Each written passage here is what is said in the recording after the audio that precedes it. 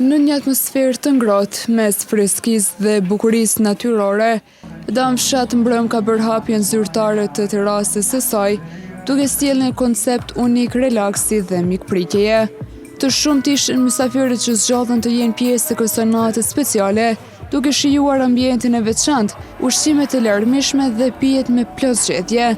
Menaxheri i terasës së Damfshat, Edon Huma, tregoi më shumë detaje rreth këtij koncepti.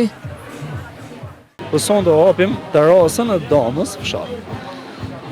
Po mundi mi vret që gjitha gjelbrim, është një ambient i hapur, i bukur, me njerëz të mirë, me njerëz të bukur, siç po shifet sonde. Përveç ushqimit të mirë, pijeve, lloj-lloj festa, edhe muzikë.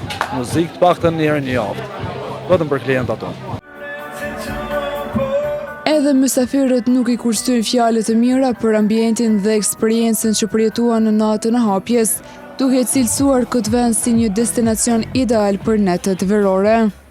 Fshati Gjelbër është bukuria vetë, plus kjo dama ka shtu një bukuri. Tu ju falemnderu kushaki tam Aslanit, në athiri sonde mysafir, po m'pëlqen, thjesht po m'pëlqen. Sonde, si që shihni vetë, është mrekulli e vërtet. Sonde është bë hapja e Dam Teras, spektakël natyrë, gjelbrim gjithë e ko.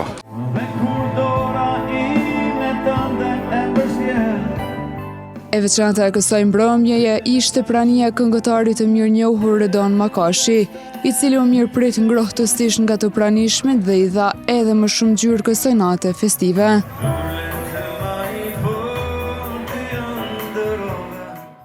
Është hera e tretë që unë vi në këtë emër.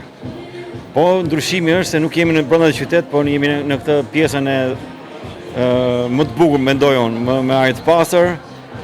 Dhe është hera e parë që vi këtu dhe shoh një super publik. Gjithmonë publiku në këtë ambient Dame asnjë s'mungon, janë gjithmonë plot. Po mendova kur po vija sepse është hera e parë që vi dhe po mendoja do ketë njerëz, po doti që njerëzit janë më shumë se aty. Kështu që kjo do të thotë që ky ambient është shumë i dashur jo vetëm për ne që vim këtu, po thjesht dhe për klientët e për publikun që është në këtë super ambient, kaq të bukur.